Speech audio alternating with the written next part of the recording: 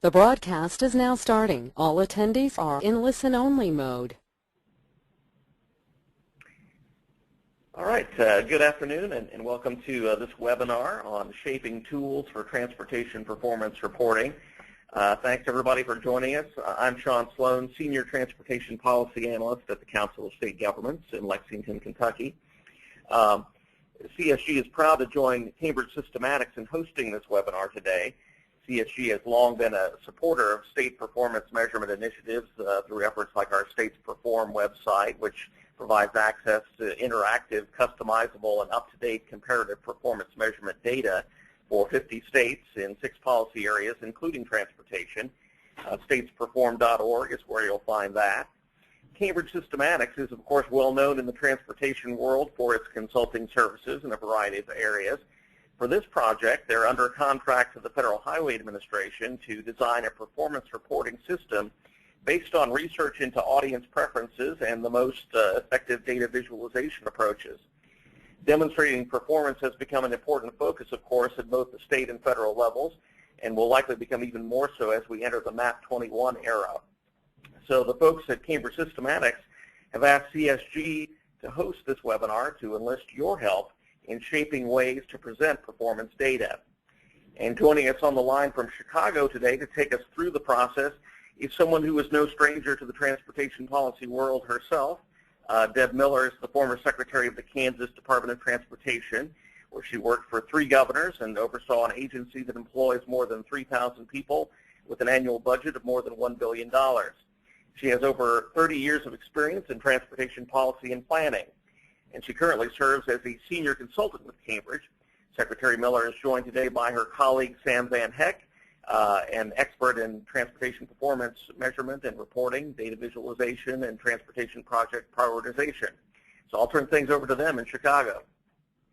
Sean, thank you very much, and I want to say thank you to all of those of you who have joined us today. And I want to give you just a little additional information before we get started into the webinar. This has been a really interesting project for us to work on. As you might imagine, and some of you who maybe are very active in the transportation world would be aware, for some time there's been a recognition that Congress is likely to require a performance management, performance reporting process for the national transportation system, and in fact they did just that when they passed MAP 21, the most recent reauthorization transportation bill. However, the Federal Highway Administration, as well as other federal transportation administrations and many state DOTs, for some years now have been looking at and talking about ways to do a better job of being accountable to the public that we serve through performance management and performance reporting. We were asked by the Federal Highway Administration not so much to fully design the report, but to begin thinking through what a report could look like. So if you could go to the next slide. Interestingly enough, what they said to us for this project is, begin thinking about sort of what that ideal transportation performance report looks like. Whether we have the data available to us today to produce it or not, we'd rather think about the most effective approach rather than simply thinking about what can we do today, because then we can start to think about how do we fill the gaps or the lack of data. So in terms of an ideal report, the concept is thinking about transportation stories that matter, and that can be told and will be told in a visually compelling way, and that target audiences will care about. And so in this particular project, the target audiences we are interested in are the general public, elected officials, and then the transportation professionals or stakeholders. And so we very much appreciate the Council of State Governments working with us, because it really gives us an opportunity to get a really good sense of feedback from an audience that, quite frankly, primarily elected officials, but also really fills more than one of those categories. And I would say that we have going on right now in Minnesota, their Department of Transportation has a really interesting concept. They have an online customer community, And so we're using their online customer community to get a sense of the general public. We had a great session here organized by the Chicago Chamber of Commerce yesterday. So we've had a chance to get some really good feedback, and we'll welcome the opportunity to get the feedback we're going to hear from you all today. So next slide, please. It was interesting when we were here in Chicago yesterday because we were over at the Chamber offices, and we were live and in person with all of the folks who were there. And I would have to say, for this kind of a discussion, there's a strong advantage to actually having everybody in the same room together. And we won't quite have that advantage today with you all. It's a little harder to have that really fun, interactive conversation, but we've got multiple ways to get your feedback. And so we want to show you a couple of things. There's an icon that's called Raise Your Hand, and so as we come to opportunities for discussion, and if you've got a question you want to ask or a point you want to make, you can raise your hand, and then that way the moderator of this webinar can call on you. There's also an opportunity through the chat section, even if you don't want to ask a question, but you just want to make a comment, we can record those and keep your views that way, and so that would be a way that we would welcome receiving your feedback. And then we have created an email address specifically for this project. You can see that on your screen, performancereportsfeedback@camsys.com. And so by the same token, if you either want to just keep track of what you think today in notes and then send them to us later in an email, that's perfectly acceptable. And we're going to be archiving this particular webinar, so you can have a chance to go back later, take a look at some of the screenshots and think about what you want to say, and maybe, in a day or two, send us that feedback. We'll come back to this again before we're done, but we would ask that any of the feedback you're going to send us, we receive by September 12th. We have an important deadline for this project coming up September 28th, and so in order for us to use your feedback, we'd really need to have it by that time period. Okay, next slide, please, and let's really get started. Talking about the issues. We want to start first with just judging your reaction to some audience preference information we were able to find. We were asked as a consequence of this project to take a look at work that's already been done in terms of audience preferences around transportation. And while over the years there's a lot of polling work that's been done, oftentimes around passing transportation programs in specific states or localities, in terms of really talking about transportation topics that generate interest, not as much research work has been done there, but there were some interesting things that we found, and we want to show that to you today and get your reaction to it. So AASHTO, the American Association of State Highway and Transportation Officials, a couple of years ago wanted to probe a little more deeply in terms of what the general public thinks about transportation and what interests them. And out of that work came this concept of words that work in transportation. And so as you might imagine, green light language is language that the researchers heard positive reactions to, and the red light language are comments that they heard negative reaction to, and basically people said it turns them off when we hear these kind of comments. And so this would be a place where we'd be interested in getting a reaction from you all, both in terms of what do you think about what's on the screen, and what sort of words do you not see that you would have expected to see either under the green light language or the red light language. And I'll pause just a minute to see if anybody's got something they'd like to say. Okay. Let's see if we have anybody raising their hand.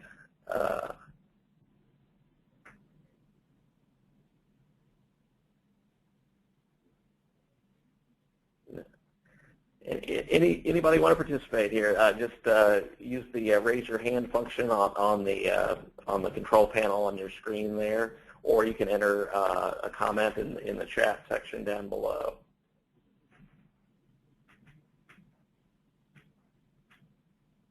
And again, it works well for us as well for you just to, record some of your thoughts and email them to us later. So let's go on to the next slide. And at any point in time, as we have an opportunity for taking comments, you can make a comment about any of this.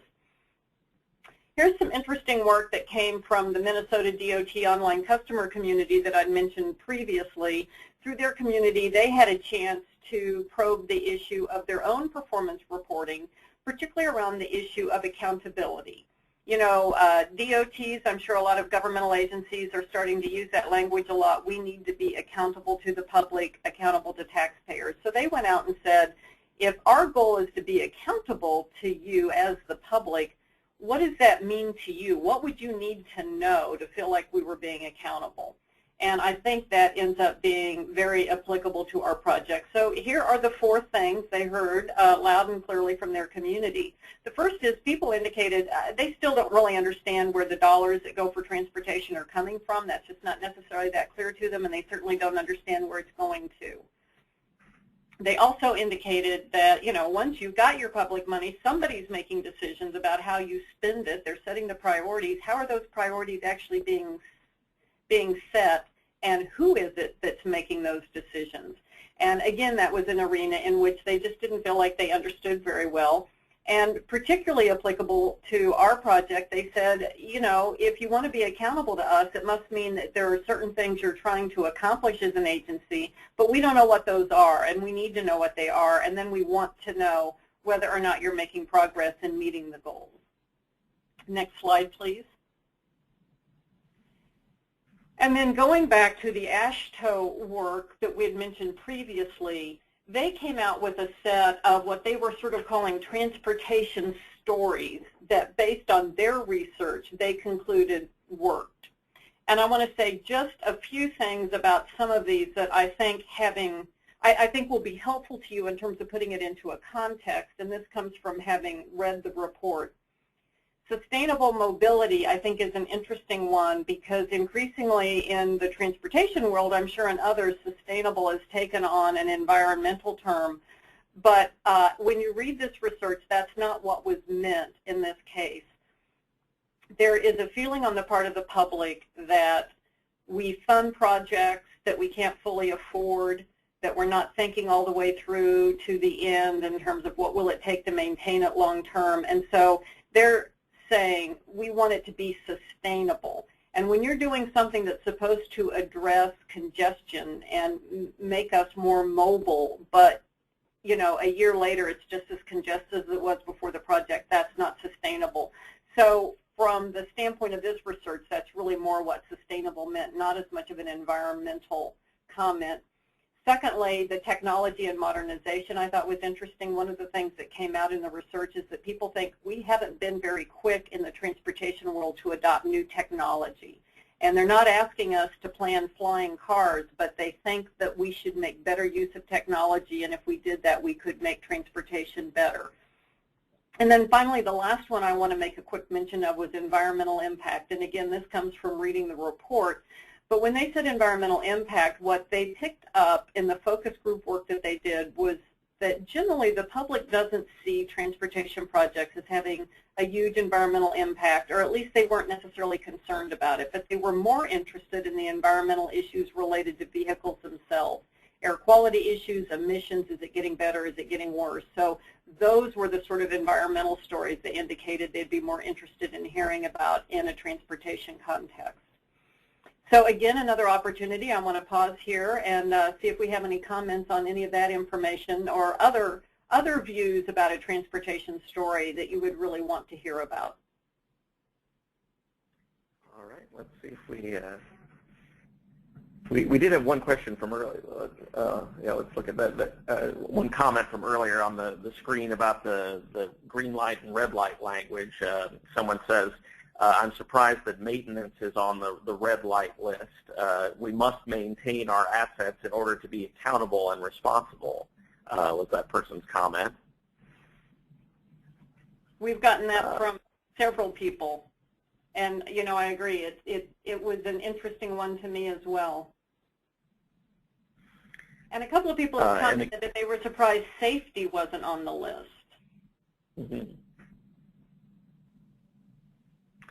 And again, folks, if you want to make a comment verbally, you can do so by clicking on the raise your hand function, which is on the left-hand side of the control panel, or you can enter your comment in the chat section down below. Okay, let's go on to the Next slide. And so now we're going to change focus just a bit to formats that can be used to tell stories.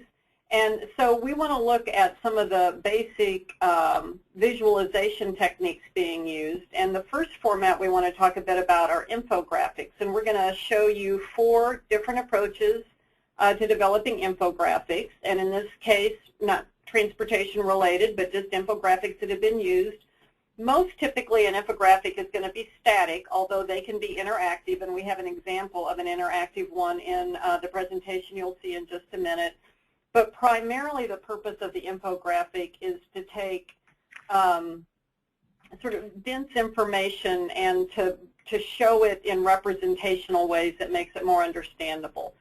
So the first one is an example where the topic is money, and it gives you lots of information about money from different perspectives.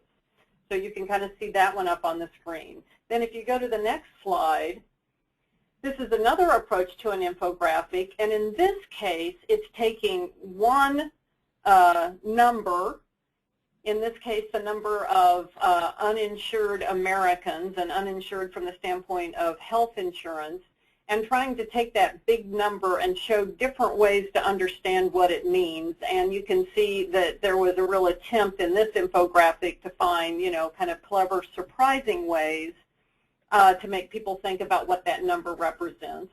So that's another approach with an infographic, and oftentimes infographics are used to try to take one of those really big numbers and to put it into a more meaningful context. And then if you go to the next graphic, or the next slide, excuse me, here's an example of an infographic that is in fact interactive. This comes from the Sprint website, and if you go out and look at it, you know, it's like it's moving, it's blinking, it makes noises. And in some cases, this is, you know, as you can see, sort of a random collection of all kinds of things, and I guess just things they decided would be interesting or clever or would get people's attention. And in many ways, they're using it more for an attention getter.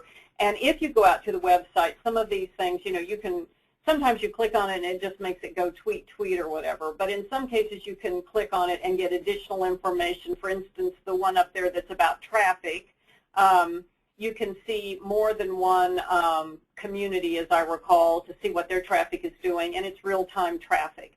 So that is an infographic, but in this case, a very interactive infographic. And then next slide, please. Here's an infographic that's not graphical at all. You know, it's back to good old words and narrative. It comes from the Harper's Index. But again, it is a way to bring a lot of information on one page. And in this case, it's not necessarily things that are even, you know, comparable. It's not even under one subject, but it's interesting and it's fun, and it's the kind of page that when people pick up the Harper's magazine, they tend to turn to this page first and look at. And so, that, you know, it's just another approach, and we need to remember that when we're communicating things, there's nothing wrong with, you know, still using words. It doesn't all have to be done in some kind of a more exciting graphical format. Okay, so the next slide, now we're going to switch over and look at really what's called data visualizations. And the differentiation is more often than not, a data visualization tool is going to be interactive, and you can get lots of different information out of them. So the one we're looking at, as you can see, is the President's 2013 budget. If this were live, what you would see is that as you ran your cursor over these various circles, then up would pop the boxes. So the one on the screen is for the legislative branch. But if you were really running it over the various boxes, you would see different screens pop up. And as you probably can tell, and if you're able to see it close up, the size of the circles, of course, tells you something about the size of the budget. The color of the circle tells you whether or not the budget is growing or it's declining, and which ones are declining or growing the most by the depth of the color. And then if you go to the next slide, please, then of course you've got these tabs across the top, and so this is one where you can go in specifically to various departments and get comparisons. So all-in-one data visualization tool, you take a very complex subject and then display really a lot of very dense information, but in ways that can be digestible. Next slide.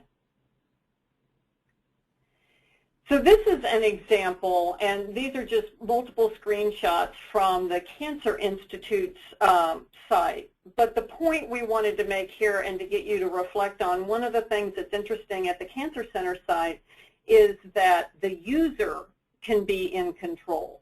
So in this case, the user can go in and, virtually design what they want to look at. So you've got a whole series of boxes you can check off whether you're interested in breast cancer or lung cancer, or you want to know about smoking rates. And then you can decide if you want to display it in a graphical way, if you want to go in and look at the incidence of a particular kind of cancer across the United States. If you want to go to a state, in this case you can click on an individual state. And then inside that state you can drill down to counties. So the point is that a lot of information is at your fingertips, but it allows the user to decide what it is that they want to look at, and in essence to create their own graphic. Next slide, please. And then how about this? This comes from your own Council of State Government site. And again, I think we were really impressed. It's a very nice graphical display. It gives you a couple of ways to look at performance. And you can go in and you can decide what state you want to look at. And again, it's an example where it's very specific to state governments, obviously, and you can go in and customize it in terms of what it is that you're interested in looking at. Next slide. And then this one is really fun when you look at it itself. Video, obviously, and thanks to YouTube, is increasingly has a big impact on people, and a lot of information is shared via a video format. This is a narrated video, and it's a really fun one to look at. It begins like a more typical video with, real live people moving and talking, but then quickly goes into this more almost comic book-like approach, except that it's being drawn in front of your eyes as the narrator is going through and explaining the physics behind the Higgs boson. So it's using a video, it's narrated, but it's also done in a surprising way, and I think using almost the comic book style approach, but for a subject, as dense and serious as physics. It's very eye-catching, and it's really interesting, by the way. If you're interested in this subject, it's a good way to try to get an understanding of it. And it comes from something called PhD Comics. So PhD Comics takes a lot of tough topics and uses this sort of a format to make them understandable. Next slide. And then we think it's important, and we've been reminding ourselves, that we don't have to start all over, but there are a lot of examples out there, and examples really from the print world that I think are helpful. So for instance, if you think about a magazine, typically a magazine is going to have departments, and the departments are going to be the same month after month or week after week whenever the magazine comes out, but the information in those departments is going to change, and it's going to be, updated, it's going to be topical, it's going to be appropriate to the season. And then you're going to have some specific featured articles that are then prominently displayed in the magazine, and of course would be displayed on the cover. And that's a thought process or an approach or a format that could be applied to a performance report as well. Or conversely, you can think in terms of a newspaper. And when we're looking at the newspaper format and thinking of it, it's a way to have a whole lot of information, and you can think of it in terms of having, an opening page with topics and maybe 1 or 2 sentence explanations that you can click on and then dive more deeply into the subject, but choose which ones you want to dive into and to take a look at. And those are formats that we think it's worth considering in terms of how we lay out the information or recommend to Federal Highway they lay out their information. Next slide, please.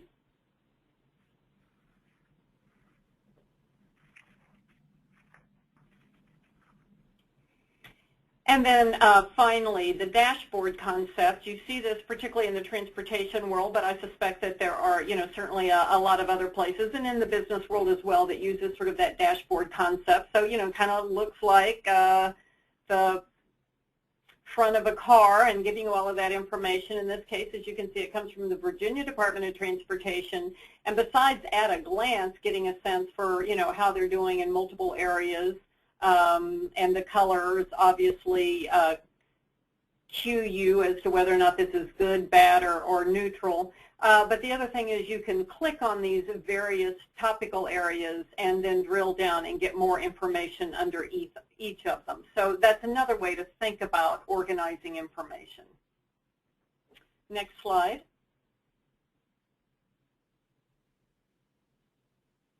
Okay, so another opportunity for a little conversation or comments or questions. And, we're just sort of interested in your reaction to the various formats, and if some feel like they work better than others, or if there's something specific about a format that in your mind argues for being used in certain ways. So for instance, you may say, I like all of the formats, but I think data visualization is better for certain kind of topics. Anything like that we would be interested in hearing. So let's open the floor again. Again, if you have a question, you can use the raise your hand function on the side of the control panel, and we can unmute you and be able to hear you. Or you can enter a comment in the chat section down below at the bottom of the panel.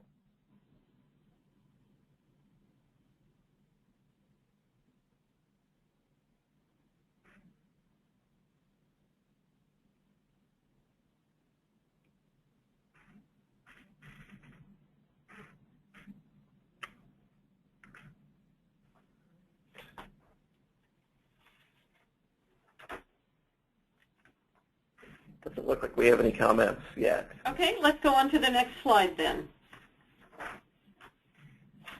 Okay, so now we're going to take a look at some mock-ups ideas that are very specific to transportation. So the next slide, and the first thing I want to say is, be gentle with us. These are just some conversation starters and just very preliminary ideas.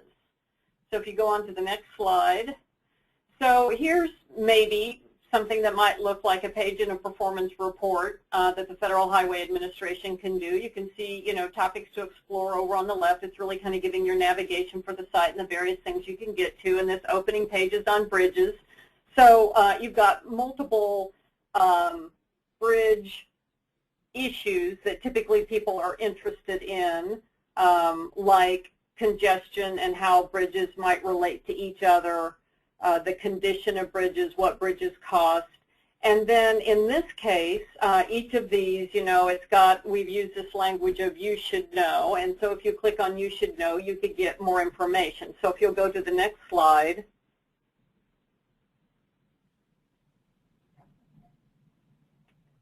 So here's an example. We take, this concept of bridge durability, some narrative information, and then some additional graphics to describe that issue in greater detail. Let's go on to the next slide, please. So here's a similar approach, but on safety, and then again coming back and instead using this concept of the dashboard. And in this case, this is all about fatalities, so a specific topic under safety, fatalities. And then if you go to the next slide, again, then you can do a slightly deeper dive.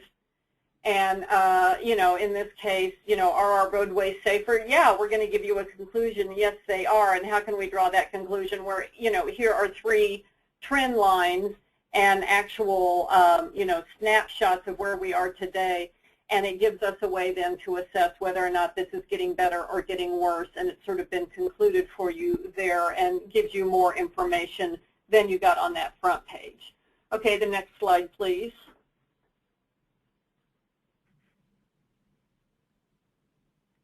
So this is taking that infographic concept and applying it to the issue of bicycle fatalities. So in this case, it tells us about the overall number of cyclists killed in the U.S. in a specific year. And then it gives us some information about, the typical bicycle fatality victim. And as you can see, there are some things that are very specific, much more likely to be male, much more likely to be urban, and the time of day in which these crashes occur in which we have the fatalities,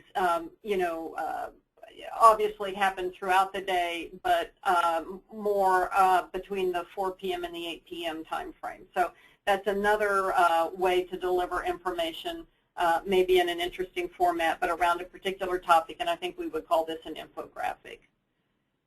Next slide. So this is, again, kind of yet again a different approach. One of the issues we've heard repeatedly is that the relationship between transportation and the economy is an important one to underscore.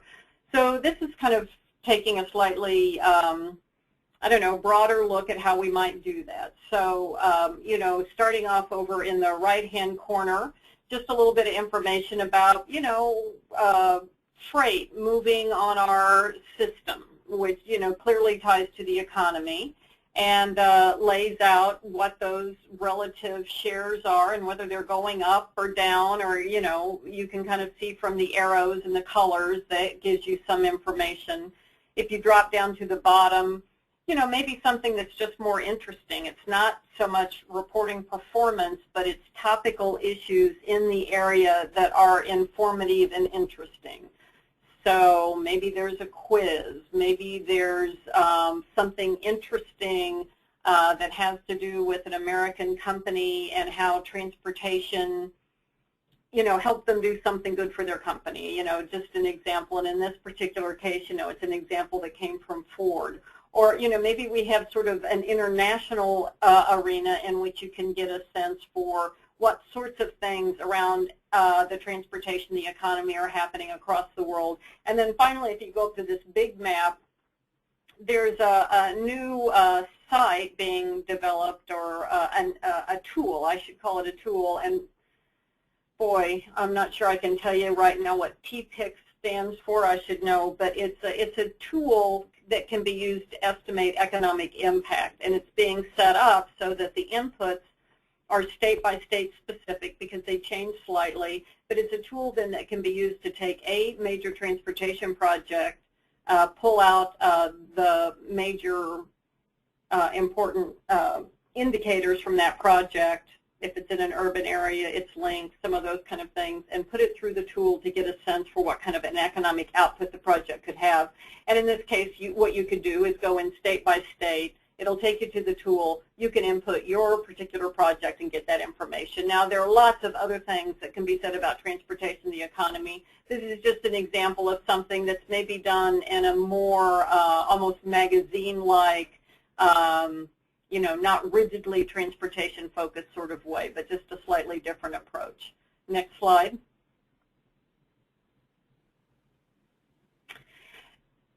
And then one of the other things we want to be sure that we're exploring and thinking about is it's very interested, particularly if you're talking about performance reporting, to think, okay, over here we're going to report on bridges, and then over here we're going to report on congestion or delay, and then over here we're going to report on pavement condition. But sometimes the most interesting issues are found when you're exploring more than one set of data and seeing how when they come together they're creating maybe an entirely different problem than what you would see if you only looked at any one of the data items in isolation. So this is taking structurally deficient bridges, average truck speed, and selected interstates and plotting them together to see if, as a consequence of doing that, you see any relationships that then tell you either a different transportation story or point out an issue that could use resolution that you may not have seen if you hadn't brought all those data points together. The way this was constructed, just as a way for us to start thinking about and playing around with some options, is you can click on an individual state and go in and see closer up just the state, and then you could actually do a deeper dive still on any of the individual bridges to get the specifics about the bridge. So it's a way to bring together more than one data element, and then a way to allow you to take a deeper dive both by a state-by-state standpoint and also by a bridge-by-bridge standpoint. Next slide.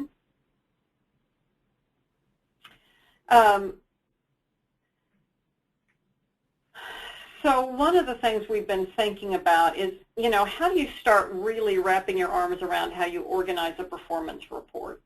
We know that there is so much information out there, and information is being shown in such an interesting, engaging way that on the one hand, we want to truly be able to report to an elected audience, to a public audience, you know, what's being done with the transportation dollars that are collected from taxpayers and whether or not we're getting something for it. But we also want to be sure that we're doing it in an interesting way that does capture people's attention and makes them interested enough to want to come back and look at it. So we've been trying to think about how to do this, and this is just sort of a thought that, you know, the basic outline of any report should be to have, you know, a topic.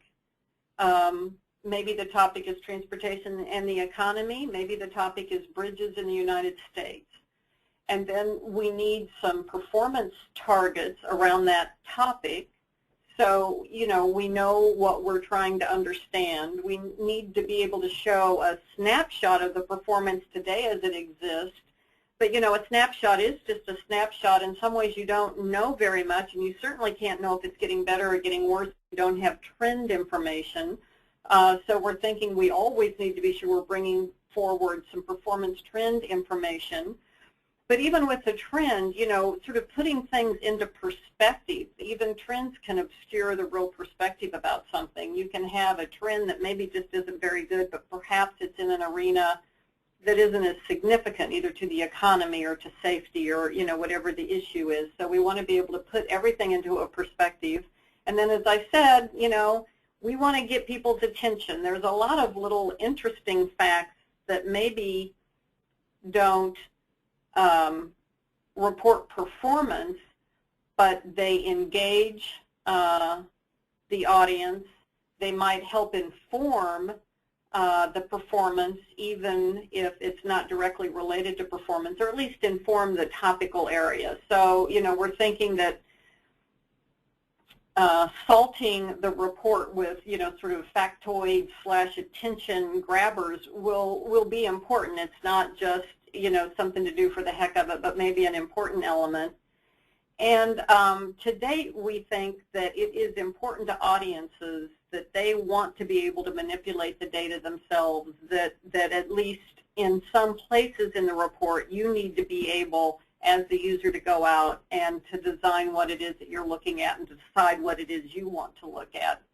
And then finally, somehow or another, woven throughout this, you know, an explanation and understanding of the, you know, the organization. I mean, who is the organization that's making these decisions? Who's a responsible organization? You know, I think particularly when we look at transportation in the United States, it can be very confusing. You know, we have lots of owners at multiple levels of government, and then we have a lot of private sector owners. And so really getting an understanding of what the organizational structure is can sometimes be important.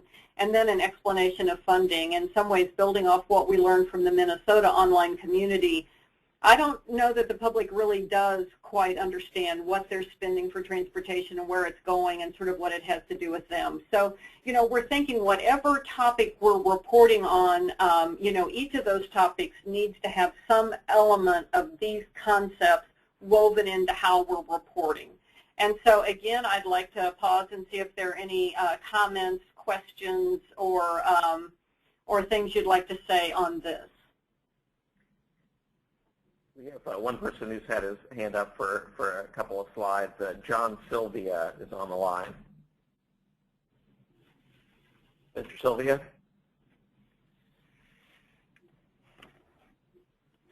Can you hear us? I guess he's... Maybe we lost him. Here's a comment.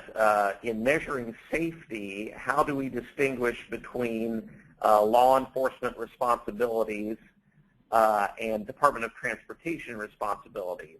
The number of fatalities may be more of a state police responsibility that, and then it runs out there. Sorry. Yeah, well, but I definitely understand the point, and you know that it's true, right? I mean, when we're talking about safety, it's law enforcement, it's driver behavior, it's the maintenance or condition of a roadway, it's the design of the roadway. So there are a whole lot of elements potentially that can go into it. And, you know, we've been having this discussion today. Our team who's working on this project, we're all here in Chicago, and we're doing some of the design work because, you know, this is what we think. We think that the public generally doesn't care very much. You know, the State Department of Transportation might care because they want to say, hey, it's not our fault. But we think that we need to be a little bit careful about, you know, trying to be, I don't know, I'll say too defensive on behalf of any particular organization, because the point really is, are there fatalities? By the same token, I think that understanding there are a lot of other elements that go into it, and so trying to find ways to do a deeper dive. So for instance, and particularly in an online environment, you can do this. You may have your fatality numbers, and if you do a deeper dive, you can say, you know, X percentage of them were connected to drinking and driving, X percentage were connected to speed, X percentage were at an intersection, and in that way you can start to go back and have a better understanding of, you know, which things felt maybe more roadway-based that ought to be dealt with by your Department of Transportation, which ones have more of a law enforcement or an enforcement component to them. So I think it's a really good point and question, and we're going to stumble across that, I think, all across the board. For instance, we're doing this project for the Federal Highway Administration. Congress has mandated a set of performance goals be reported on, and so in many ways that makes you think about, you know, federal spending on transportation. But in fact, if you look at what we're doing in the United States today, it's a mix of federal, state, and local spending. And if we tried to tease all of those funding sources out, I mean, again, I think we would certainly lose our public audience. And then I think we just have to think, I mean, is that even the right way to go? So we're going to come up against those multiple jurisdictional issues, I think, in a number of places as we try to lay this performance out. We have another comment here. It says the report should talk about the agency's mission, goals, and values that the performance metrics are based on. There are many things to measure, but they may or may not be important in achieving the agency's goals. Mm-hmm. Yeah, excellent point. Actually, you know, that is actually an excellent point. And in some ways, I think the comment, you know, argues that when we start thinking about this report and how you design it, you almost need to start at a little higher level and sort of bring in, you know, what is the mission, what are we trying to accomplish, so people can understand, you know, why these goals and how relevant is it to accomplishing the mission. So yeah, that's an excellent point. Mm-hmm. And we have another comment from earlier, and by the way, if you still have a comment, please either raise your hand with the raise your hand function on the screen or use the chat function down below. This is a comment from earlier. It says, we as transportation officials aren't doing a good job of telling our story. If people don't have an appreciation for how important transportation is, they won't be supportive of raising additional revenues to maintain the system. You know, we've heard those issues frequently, and yesterday even with the folks who volunteered through the Chicago Chamber, you know, many of them were from private businesses, but they're ones who have been active in transportation discussions, you know, here in the state of Illinois, trying to get funding. Generally speaking, the people in the room were people who were interested and care about transportation. They had some of the same concerns, and, you know, a concern that there needs to be an element, and maybe in their view an overriding element of this whole project that's about educating, and we've been having that conversation too, you know. A certain level of educating, maybe a certain element of marketing, but, you know, it also needs to be, I think it's a performance report, and we need to also be a little more neutral in terms of, or maybe a little more objective. Maybe that's the term I should be using, a little more objective. But it's an interesting dilemma, and it's one that just at every single level, whether we've talked with elected officials, stakeholders, or, you know, general public, particularly those interested in transportation, have raised. I mean, there is just such a sense that there's a real disconnect on the part of the public in terms of, you know, the transportation that enriches their life, but how you get to having that transportation. And it's certainly on our minds in terms of, you know, if we can find ways to use this project and the concept of performance reporting to enlarge people's understanding about transportation. Okay, doesn't look like we have any additional comments at this point. Okay, so let's go on to the next slide. We're just about done here. And, you know, there you have it. Really, we're to the place we've got, you know, just want to wrap up. You know, any issues we've not covered, obviously, we want to be sure if there's something that you thought you were going to hear here and didn't, that you have a chance to raise it and say, hey, wait a minute, how come that wasn't there? But another important issue that we've been talking a bit about, and if anybody has a comment on this, we would be very interested in hearing it, and that has to do with the scale. So, for instance, the conversation we've been having around that is, you know, we've been asked to figure out how to report performance on the national transportation system. But when you're talking about transportation, I mean, does that resonate with people at the national level? Maybe is it one of those issues that really only matters when you bring it down to the local context? And so if, you know, if any of our participants out there have a view about the scale or meaning the sort of the jurisdictional level, are these transportation numbers only relevant if we're looking at them on a state-by-state basis? Do they have to even be at a, you know, a finer level than that and be county or city-based? Or, you know, is the national view one that is meaningful in some way? Okay, let's open the floor again. See if we get any questions here. Again, you can ask a question by either raising your hand using the raise your hand function on the control panel, or write in a question in the chat section down below.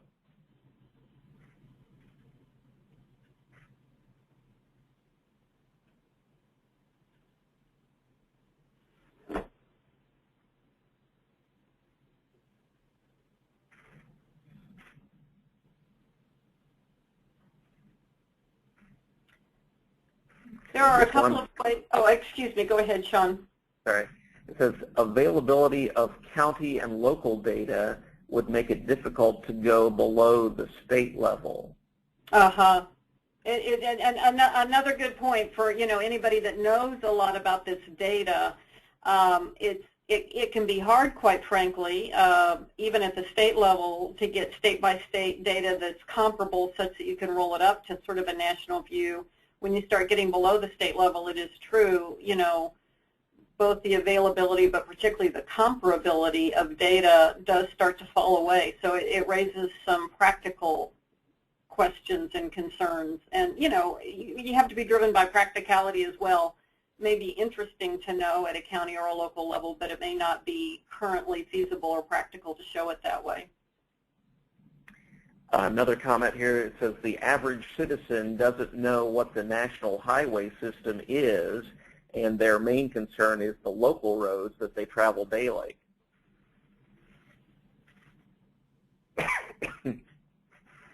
Right, yeah, we've been wondering a bit about that, you know, as well. You know, in some ways, it isn't what we're all the most concerned about is what we're impacted by on a day-to-day basis, and that's so much more likely to be local.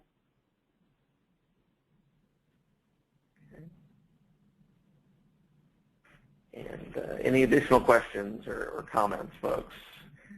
Just while we have, go ahead.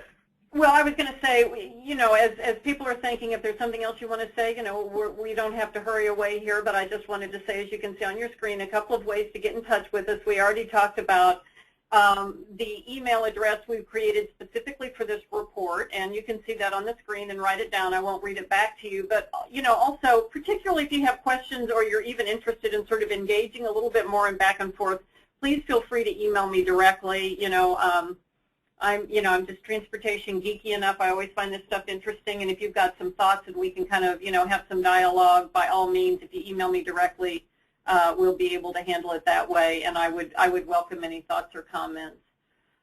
Sean asked at the outset whether or not there would be an opportunity for those who participated to sort of see what we end up recommending to the Federal Highway Administration, or what they, the direction they go in, and at the end of this project? I'm not sure what the answer is to that question, but we've gotten it actually from others. So we will be talking about our project manager at Federal Highway and let them know that there's some interest in those who participated in the feedback in getting some more information. If there's a way that we can do that, we'll certainly be in touch with Sean and others at the Council of State Governments so you can see some results.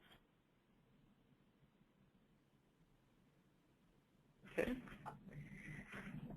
Doesn't look like we have any additional questions or comments at this point. Okay. Well, I want to thank everybody for taking the time today.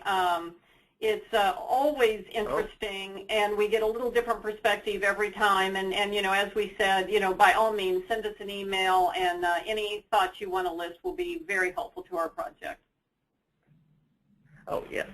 Yeah, we just had a question about the PowerPoint being available and everything. We are going to archive the webinar for at least a few weeks, and we will send out an email probably early next week when that goes up on our website, and so people will be able to watch it again and everything, and submit questions, and so you'll be able to see the presentation at that point as well.